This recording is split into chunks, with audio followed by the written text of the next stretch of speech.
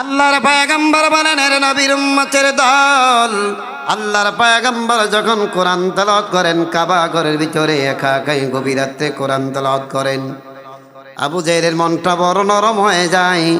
কিন্তু কি ব্যাপার, এত সুন্দর মুহাম্মদ কোরআন তেলাওয়াত করে, মক্কার জমিন আর কোনো ব্যক্তি নাই।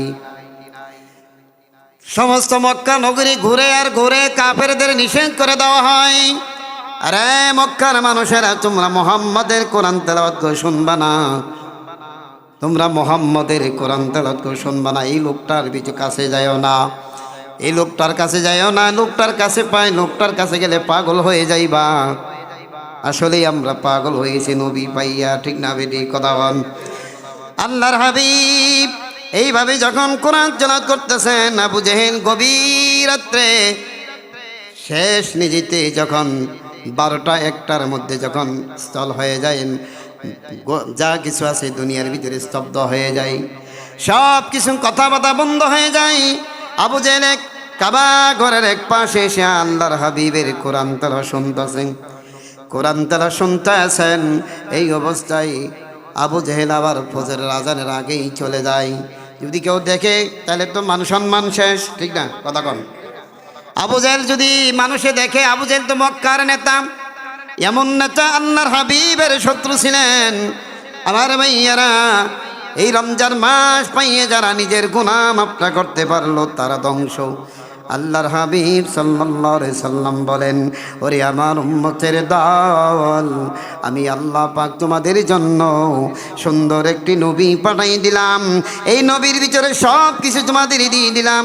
অন্য নবীকে সবে বরাত দেওয়া হয় নাই, অন্য নবীকে মুসা নবীর সবে কদর দেওয়া হয় নাই, ঈসা নবীর সবে মেরাজ দেওয়া হয় নাই। সব কিছু আমি আপনার উম্মতের জন্য দিয়ে দিলাম। আপনার উম্মত খালি নিবে আর নিবে। সুবহানাল্লাহ বলেন। আর আমার উম্মতের মধ্যে এত বড় বরকতের রমজান মাস, এত বড় বরকতের দিন, এত বড় সুন্দর দিন আল্লাহ আমাকে দান করলেন, আমার আপনাকে দান করলেন। এই রমজান মাস পাইয়া যারা আল্লাহর শুকর আদায় না করতে পারছে, এই অবস্থায় যদি মারা যায়, আল্লাহ পাক বলেছেন, তওবা ছাড়া যদি কোনো বান্দা যদি আমার কবরে আছে, আমি আল্লাহ পাক তার সাথে আমার বোঝা পরামর্শ আছে না নাই? কথা কন, ঠিক না বে ঠিক? আমার ভাইয়ারা, আবু জাহেল কোরআন তেলাওয়াত শুনিয়া যাচ্ছেন। আমার ভাইয়ারা, হযরত মুহাম্মদ রাসূলুল্লাহ সাল্লাল্লাহু আলাইহি সাল্লাম তেলাওয়াত করতেছেন। আমার ভাইয়ারা, আবু জেহেল মক্কা নগরীরে ঘুরে আর বলতেছেন, ও মক্কা নগরীরা, তোমরা মুহাম্মদের কাছে কেউ যাইও না, মুহাম্মদের কোরআন তেলাওয়াত শুনবা না। এই লোকটার কাছে যদি যাও তাহলে তোমরা সব কিছু ছেড়ে ফকির হয়ে যাইবা। আমার ভাইয়ারা, আমার বন্ধুরা, আবু জেহেল নবীরে চিনল না, আবু জেহেল নবীরে চিনল। আমার ভাইয়ারা, আবু বকর নবীরে চিনছে, আবু জেহেল চিনল না। আবু লাহাব চিনল না। এই জন্য আল্লাহ পাক বলেছেন, দুনিয়ার মানুষ শুনে নাও, আমি আল্লাহ চিনার জন্য মাধ্যম দিয়ে দিলাম। আল্লাহ রাব্বুল আলামিন বলেছেন, সবাই আমার সাথে যাত্রা পড়েন, না জানা থাকলে মুখে মুখে গুনগুন করেন। তারপরও যদি না জানার বান করে থাকেন, একটু আল্লাহর কাছে যদি বলা হয়, আল্লাহ, যে বান্দার চোখের পানি আসে না, কান্দন আসে না, কান্দনে বান যদি করে থাকে, আমি আল্লাহ পাক তারপরও তার গুনাহগুলি মাফ করে দেই। সুবহানাল্লাহ। আমার আল্লাহ পাক বলেন, দুনিয়ার মানুষ, এই রমজান দিয়ে দিলাম তোমাদের জন্য। সামনে আসতেছে সবে কদর রাত, আল্লাহ পাক আমাদের আপনাকে সুন্দর জিনিস দিয়ে দিলেন। আরে নবীর উম্মতের দল, ভালো করে শুনে নেন, কিয়ামতের ময়দানে কি জবাব দিবেন আপনি? কিয়ামতের ময়দানে আপনার জন্য যদি কঠিন ভয়ঙ্কর আযাব হয়ে যায়, কবর থেকে শুরু হবে। মানুষ মরে গেলে 4 জায়গায় 4 জন্য ভয়ঙ্কর। 1 নম্বর 4 জন্য আল্লাহ রাসূল বলেছেন, দুনিয়ার মানুষেরা শোনো, আল্লাহর হাবিব বলে, উম্মতের দল, প্রথম ঘাটি হবে মানুষের জন্য কবর। প্রথম কিয়ামত হবে বান্দার জন্য কবর হবে। কিয়ামত কবর কারো জন্য জান্নাতের বাগান হয়ে যাবে, কারো জন্য জাহান্নামের গর্ত হয়ে যাবে। আমার ভাইয়ারা, সেজন্য বলছেন, কাফন আমার আপন, কবর আমার ঘাটি, এই কবরে যেতে হবে, থাকবে না কেউ সাথী। বল বলেন কাফন আমার আপন কবর আমার ঘাটি এই কবরে যেতে হবে থাকবেন কেউ সাথী একাই একাই নিরানাই থাকতে হবে বাসতলায় একা একা নিরালাই থাকতে হবে বাসতলায় চতুর্দিকে রবে শুধু মাটি চতুর্দিকে রবে শুধু মাটি ইচ্ছে করে না সুবহানাল্লাহ মহাব্বতের সাথে পড়ে আল্লাহ আল্লাহ কাতার মিল করে বসেন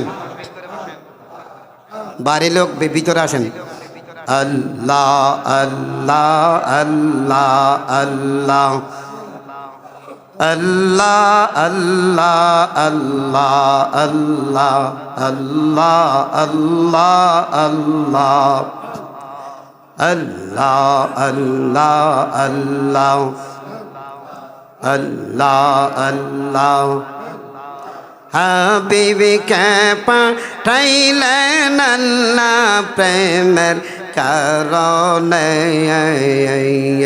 প্রেমের ডোরি বান্দরে মদিনার শনে আল্লাহ আল্লাহ জোরে জোরে মন খুলে আল্লাহ আল্লাহ আল্লাহ আল্লাহ আল্লাহ আল্লাহ আল্লাহ আল্লাহ বানাইলেন কত জাতি আর যে বানাইলেন প্রেম প্রীতি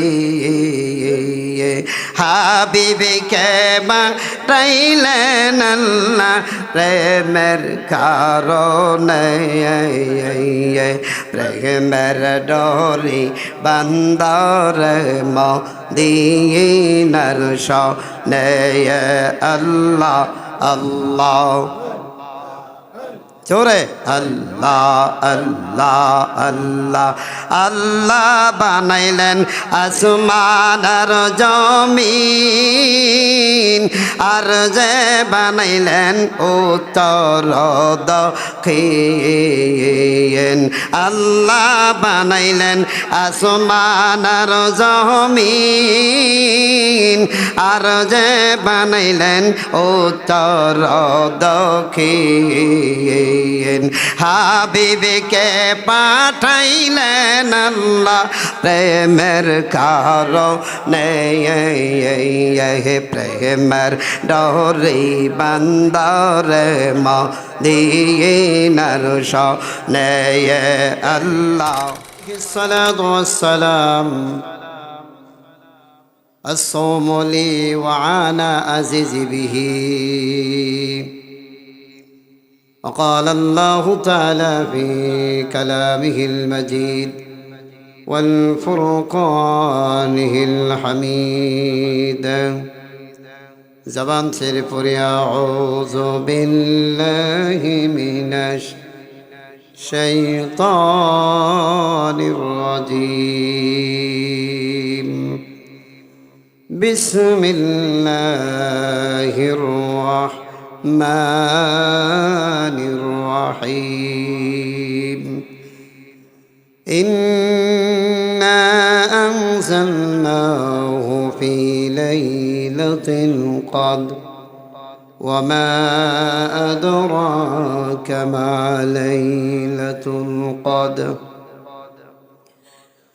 ليلة القدر خير من ألف الشهر صدق الله المولانا العظيم إن الله وملائكته يصلون على النبي يا أيها الذين آمنوا صلوا عليه وسلموا تسليما اللهم صل سيدنا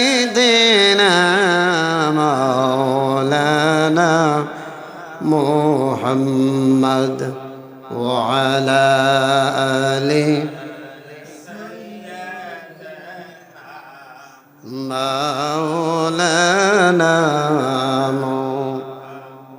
কোথায় আবু বকর কোথায় ওসমান কোথায় ওমর কোথায় আলী তোমাদের বিহনে আজকের ছিলাম মদিনারি বুকে যাই চলি আল্লাহুম্মা سيدنا مولانا محمد وعلى آله مولانا محمد কেউ বা বলে তুমি পাগল কেউ বা বলে তুমি জাদুঘর আল্লাহ বলেন ওগো নবী আপনি আমার পয়গম্বর আল্লাহুম্মা সাল্লি আলা مولانا محمد وعلى سيدنا مولانا بلغ العلا بكماله كشف الدجى بجماله حسنت جميع خصاله ভালো করে বসেন সাইডে বসেন صلوا عليه وآله বলেন بلغ العلا بكماله كشف الدجى بجماله حسنت جميع خصاله صلوا عليه وآله আলহামদুলিল্লাহ। সমস্ত সম্মানিত মুসলিম কারাম, পবিত্র মাহে রমজানের তৃতীয় জুমার দিনের মজলিসে দিনের আলোচনা আল্লাহ আল্লাহ রসুলের কথা শোনা এবং বলা এবং শোনার জন্য আসার বসার আমাম আপনাকে তৌফিক এনায়েত করেছেন। সেই মহান আল্লাহ তাআলার দরবারে অসংখ্য নিয়ামত আদায় করি পড়ি আলহামদুলিল্লাহ। লক্ষ কোটি দরুদ সালাম মানবতার কান্ডারি মুক্তির দিশারি সৈয়দুল আম্বিয়া শফিউল মুজনবিন রাহমাতুল লিল আলামিন মদিনা মনোয়ারাতে ইয়া উম্মতি বলে কান্দেন সেই হাবিবের প্রতি দরুদ সালাম প্রেরণ করছি জোরে সরে পড়ি সাল্লাল্লাহু আলাইহি ওয়াসাল্লাম। আও কামা ক্বালা আলাইহি সালাতু ওয়াসসালাম, আল্লাহর পয়গম্বর বলেন আদ-দুনিয়া মাজরাতুল আখিরাহ, দুনিয়াটা আখিরাতের বাজার, আখিরাতের জন্য আল্লাহ রাব্বুল আলামিন বলেছেন দুনিয়ার মানুষ শুনে নাও। ওয়াকাফা বিল্লাহি ওয়ালিয়া ওয়াকাফা বিল্লাহি নাসীরা। আল্লাহ তাআলা সুন্দরভাবে বুঝাই দিলেন কোরআনুল কারীমের ভিতর আল্লাহ রাব্বুল আলামিন আমাদের অভিভাবক এবং আল্লাহ রাব্বুল আলামিন আমাদের সাহায্যকারী। সুবহানাল্লাহ পড়ি। দুই প্রকার আল্লাহ কথা বললেন, একটা হলো আল্লাহ পাক আমাদের জন্য অভিভাবক, তিনি সব কিছু লালন পালন করেন, সব থেকে জন্মের থেকে শুরু করে একবারে মৃত্যুর আগ পর্যন্ত আল্লাহ পাকের দায়িত্ব। এবং আল্লাহ পাক বলেছেন পরের আয়াতে বলছেন যে আমি আল্লাহ রাব্বুল আলামিন সাহায্যকারী, বান্দাকে সাহায্য করার জন্য আল্লাহই যথেষ্ট। আল্লাহ রাব্বুল আলামিন বলেন লাইলাতুল কদর খায়রুম মিন আলফি শাহর। আল্লাহ রাব্বুল আলামিন বলেছেন, আমি এমন একটি রজনী রাত দিয়ে দিলাম যে রজনী রাত তোমাদের হাজার মাসের চেয়ে উত্তম। সুবহানাল্লাহ। সে রাত্রি সামনে আসতেছে, লাইলাতুল কদর, যে রাত্রিতে আল্লাহ পাক কোরআন নাজিল করেছেন। কোরআন নাজিলের মাস এবং কোরআন নাজিলের শেষ দিনটা হলো লাইলাতুল কদর। সম্মানিত কিতাব পেয়েছে, কিতাবের কত বড় মূল্য। হযরতে মুসা আলাইহিস সালাতু সালাম আল্লাহর কাছে যায় বললেন, আল্লাহ, একটি আমার নতুন একটা জিনিস আমাকে দান করেন। আল্লাহ পাক যখন মুসা পয়গম্বর যখন ডাক দিলেন, রে মুসা, তুমি আমাকে আল্লাহ বলে ডাক দিয়েছো, আমি আল্লাহ তোমার ডাকে সাড়া দিয়েছি। সুবহানাল্লাহ। মুসা নবী চোর পাহাড় থেকে ডাক দেয় আর বলে, আল্লাহ, তুমি আমাকে একটি নতুন জিনিস আমাকে দান করো। আল্লাহ বলেন, মুসা, আমি তোকে নতুন জিনিস দান করে দিলাম, পড়ো লা ইলাহা ইল্লাল্লাহু মুহাম্মাদুর রাসূলুল্লাহ সাল্লাল্লাহু। মুসা আলাইহিস সালাতু সালাম বলেন, আল্লাহ, এটা তো অনেক দিন থেকে শুনি। কে বলেন? এই চুপচাপ করে বসে থাকবা, ভালো লাগলে উঠে যাওগা। মুসা আলাইহিস সালাম বলেন, আল্লাহ, এটা তো পুরান জিনিস। কি জিনিস? পুরাতন জিনিস। পুরান জিনিস মানুষ তো দেখতে চায় না।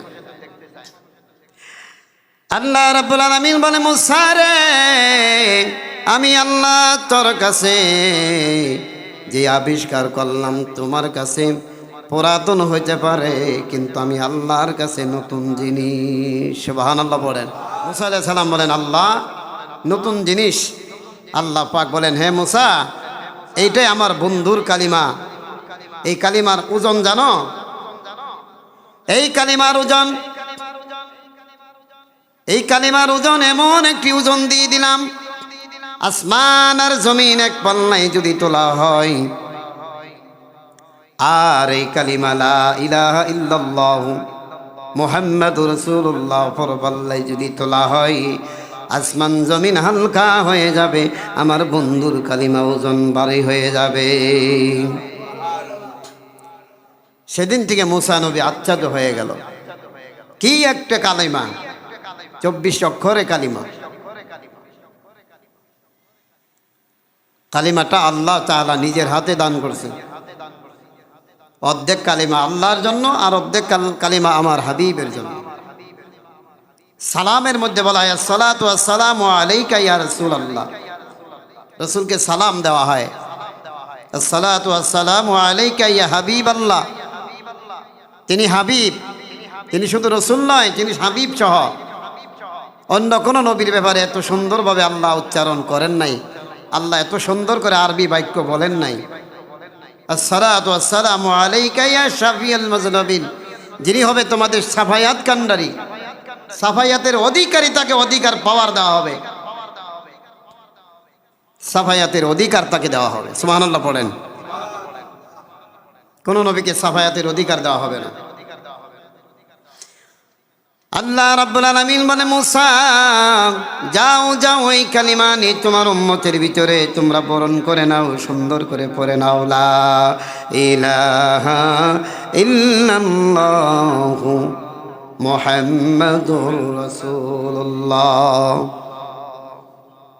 সাল্লাল্লাহু আলাইহি ওয়াসাল্লাম। বাবাজিরা, বন্ধুগণ, আল্লাহ পাকের কোরআনের আয়াত যখন আপনার সামনে তেলাওয়াত করা হয়, আল্লাহ পাক বলেছে, ওয়া কাফা বিল্লাহি ওয়ালিয়া ওয়া কাফা বিল্লাহি নাসীরা।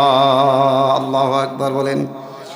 আল্লাহ পাক বলেন, আমি তোমাদের অভিভাবক হিসেবে আল্লাহ যথেষ্ট, আর আমি আল্লাহ তোমাদের সাহায্য করার জন্য আমি আল্লাহ যথেষ্ট, অন্য কোনো সাহায্যকারী তোমাদের কোনো প্রয়োজন নাই। সুবহানাল্লাহ বলেন। মোহাব্বতের সাথে লা ইলাহা ইল্লাল্লাহ ইল্লাল্লাহু লা ইলাহা লা ইলাহা লা ইলাহা ইল্লাল্লাহু মুহাম্মাদুর রাসূলুল্লাহ আল্লাহুম্মা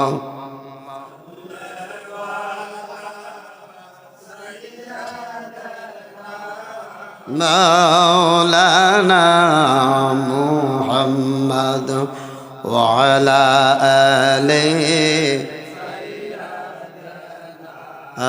مولانا محمد اللهم صل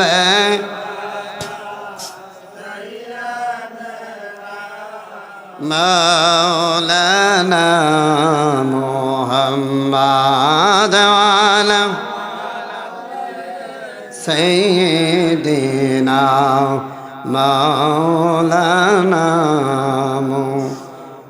ভাইজান বন্ধুরা আমার, আল্লাহ পাকের কালাম যখন আপনার সামনে তেলাওয়াত করা হয়, আল্লাহ রাব্বুল আলামিন বলেছেন, দুনিয়ার মানুষ শুনে নাও, আমি আল্লাহ রাব্বুল আলামিন তোমাদের জন্য সুন্দর সুন্দর কোরআন দিয়ে দিলাম।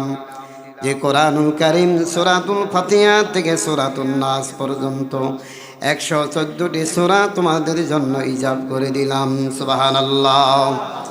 শুনলেই মজা হয়, বিভিন্ন জায়গায় তেলাওয়াত শোনা হয়। আমার ভাইয়েরা, সৌদি আরবে মক্কার ইমাম সাহেব যখন তেলাওয়াত করেন, আব্দুর রহমান আস-সুদাইস তিনি যখন তেলাওয়াত করেন,